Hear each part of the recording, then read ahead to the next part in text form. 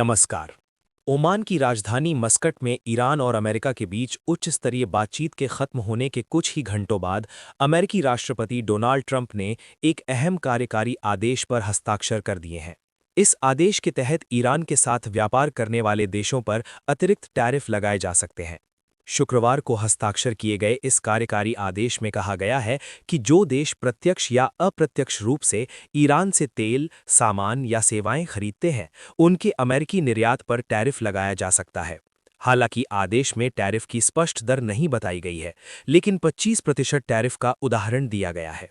राष्ट्रपति ट्रंप ने इस आदेश पर सीधे कोई बयान नहीं दिया, लेकिन एयरफोर्स वन में पत्रकारों से बातचीत के दौरान उन्होंने एक बार फिर दोहराया कि ईरान परमाणु हथियार नहीं रख सकता। गौरतलब है कि कई हफ्तों की धमकियों और चेतावनियों के बाद शुक्रवार को ही ओमान में अमेरिका और ईरान के बीच बातचीत शुरू हुई थी। ये वार्ता पिछले साल जून के बाद पहली सीधी बातचीत है। जून में अमेरिका ने ईरान के 3 प्रमुख परमाणु ठिकानों पर बमबारी की थी। ईरान की ओर से वार्ता का नेतृत्व विदेश मंत्री अब्बास अरागची ने किया, जबकि अमेरिका की ओर से विशेष दूत स्टीव विटकॉफ और राष्ट्रपति ट्रंप के दामाद जैरेड कुशनर मौजूद थे। बातचीत को लेकर ट्रंप ने कहा कि चर्चा काफी अच्छी रही और ईरान समझौते के लिए तैयार दिख रहा है। हालांकि उन्होंने चेतावनी भी दी कि अगर समझौता नहीं हुआ तो इसके गंभीर नतीजे होंगे। अगर वे समझौता नहीं करते हैं तो परिणाम बहुत गंभीर होंगे। उधर ओमान के विदेश मंत्री बद्र अल बुसैदी ने बातचीत को सकारात्मक बताया है। ईरान के विदेश मंत्री अरागची ने भी सोशल मीडिया पर इसे अच्छी शुरुआत कहा और बताया कि अब दोनों पक्ष सलाह के लिए अपने अपने देश लौट गए हैं।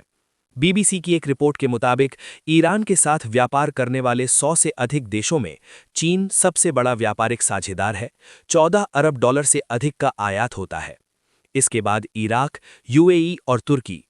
भारत ईरान से आयात करने वाले देशों में 8वें स्थान पर है। ईरान का ज्यादातर निर्यात तेल और ईंधन से जुड़ा है, जबकि आयात में खाद्य पदार्थों और सोने की हिस्सेदारी सबसे ज्यादा है। अमेरिका और ईरान के बीच बढ़ते तनाव के बीच ये बातचीत एक अहम कदम मानी जा रही है, लेकिन सवाल अब भी यही है कि क्या ये बातचीत किसी ठोस समझौते तक पहुंचेगी या फिर हालात और बिगड़ेंगे। आगे की सभी बड़ी अपडेट्स के लिए जुड़े रहिए हमारे साथ। चैनल को सब्सक्राइब करें और खबरों पर नजर बनाए रखें।